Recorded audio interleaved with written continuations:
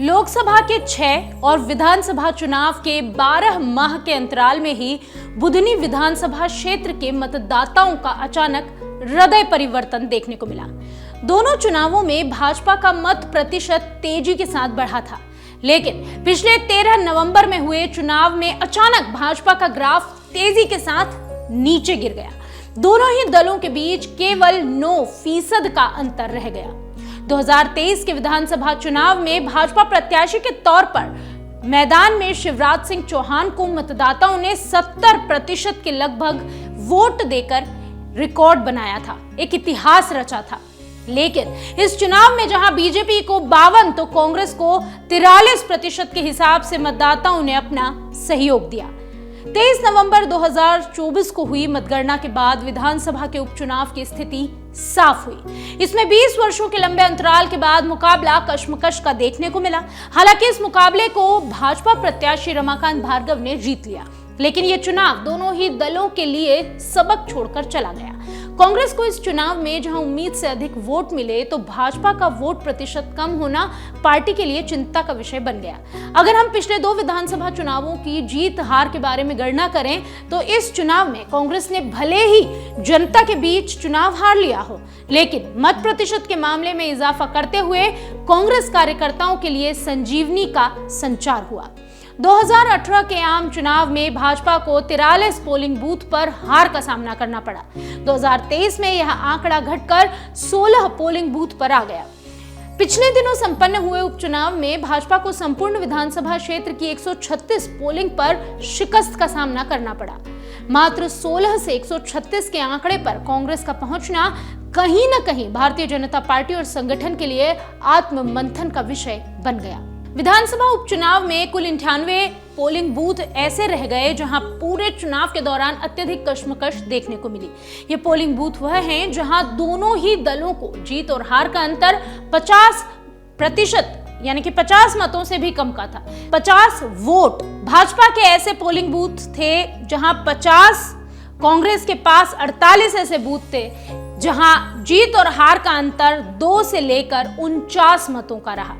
विधानसभा चुनाव में इस बार भाजपा की जीत में किंग मेकर की भूमिका निभाने वाले बारेला समाज के वोट किराड़ समाज पर भारी पड़ते हुए नजर आए। कांग्रेस की ओर से राजकुमार पटेल किराड़ समाज से आते हैं। इस वर्ग का लगभग 23,000 वोट विधानसभा में मौजूद है। संभावना व्यक्त की जा रही थी कि चुनाव में किराड़ वोट बैंक इस बार भारी रहेगा, लेकिन राजकुमार पटेल को सामाजिक वोट का सपोर्ट पूरा नहीं होने से बारेला समाज के वोट इस चुनाव में उन पर भारी पड़ते नजर आए। लगभग 12,000 से भी अधिक मत 38 पोलिंग बूथों पर भाजपा प्रत्याशी को मिले, जो उनकी जीत का आधार बने। इसके अलावा 16 पोलिंग बूथ ऐसे थे जहां पर बारेला समाज के 4,000 से अधिक वोट प्रत्याशियों को मिले। कुल मिलाकर 16,000 से अधिक वोट बीजेपी के खाते में चले गए। वहीं किराड़ समाज के वोट में भाजपा की सेंधमारी होने से राजकुमार पटेल अपने गृह क्षेत्र से बड़ी बढ़त लेकर नहीं आ सके। भाजपा को उपचुनाव में 50 पोलिंग बूथ पर 50 से भी कम वोट हासिल हुए। कई मतदान केंद्र तो ऐसे हैं जहां पर 2, 7, 9 और 10 वोटों से भाजपा प्रत्याशी को जीत मिली, जिसमें डोभा महागांव मतदान केंद्र पर 2 मतों से विजय मिल सकी। नारायणपुर से 13 वोट, ग्वाडिया से 6, जोशीपुरा से 10 और बुधनी के 5 पोलिंग पर लगभग 30, 49, 6, 18 और 35 मिले।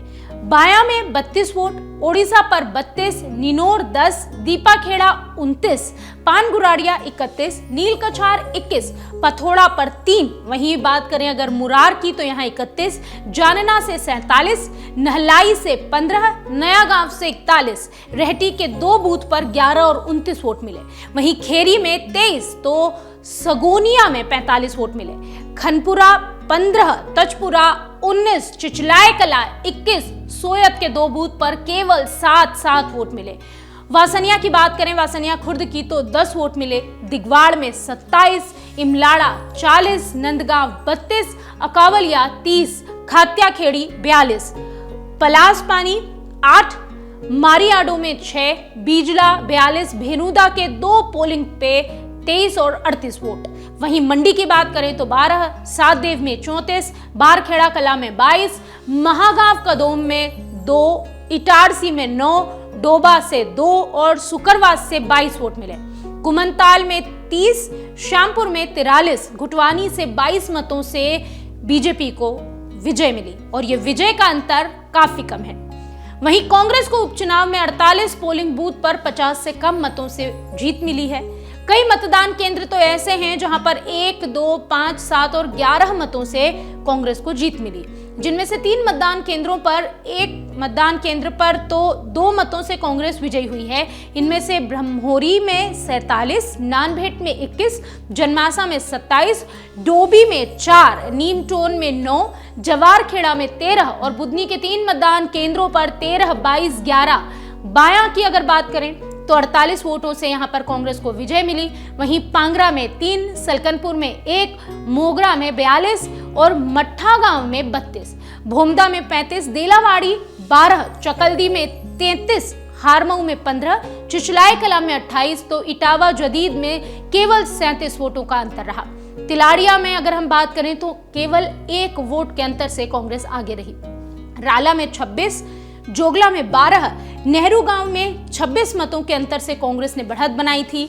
ढांढिया में 11, खनपुरा में 46, खारी में 17, गुलरपुरा में 41, चांदा ग्रहण में 35, भेरुंदा के 3 बूथ पर 14, 34 और 38 का अंतर रहा। वहीं अतरालिया में 7, हालियाखेड़ी में 41, नया गांव में 16, बोरखेड़ा में 18, सेमलपानी कदीम में 45, साला रोड में 9, खरसानिया में 1, झुरनिया में 26 तो निमोटा के 2 बूथ पर 19 और 16 मतों का अंतर था।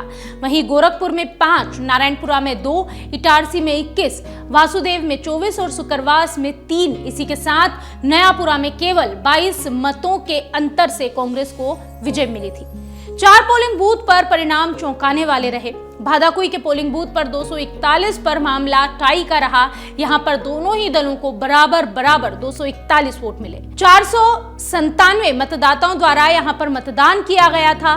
11 वोट यहां पर अन्य के खाते में गए। इसके अतिरिक्त 3 पोलिंग बूथ ऐसे थे जहां पर कांग्रेस प्रत्याशी को 1-1 मतों से विजय मिली, जिसमें सलकनपुर, तिलड़िया और खरसानिया शामिल हैं। देवीधाम सलकनपुर में 200 करोड़ रुपए से भी अधिक की लागत से देवी लोक का निर्माण कार्य चल रहा है। यानी कि शासन ने बड़े बड़े दावे और वादे किए हैं, लेकिन उपचुनाव में ग्राम पंचायत सलकनपुर के मतदाताओं ने बीजेपी को 1 मतों से हरा दिया। करोड़ों रुपए खर्च होने के बावजूद, निर्माण कार्य होने के बावजूद यहां ऐसी परिस्थिति आखिर क्यों बनी कि बीजेपी 1 वोट से हार गई, जबकि देवी धाम का निर्माण होने के बाद यहां के लोगों को रोजगार के अवसर बढ़ेंगे, उनकी आय में वृद्धि होगी। भाजपा के लिए सलकनपुर पोलिंग अब चिंता का विषय बन गई है। विधानसभा का बसंतपुर गांव, जहां पर बारेला, बंजारा, गुण और अन्य समाज के मतदाता निवास करते हैं, सांसद रहते रमाकांत भार्गव द्वारा इस गांव को गोद लिया गया था, लेकिन अपने कार्यकाल के दौरान वह एक बार भी गांव में नहीं पहुंचे, जिसके चलते बीते साल विरोध के स्वर भी उठे। लेकिन इसके बावजूद भाजपा प्रत्याशी रहे रमाकांत भार्गव को यहां के मतदाताओं ने भरपूर वोट दिए। इस पोलिंग को 349 मतों से विजय बनाया गया। ग्रामीणों के द्वारा विकास की आस में भाजपा पर फिर से भरोसा जताया गया।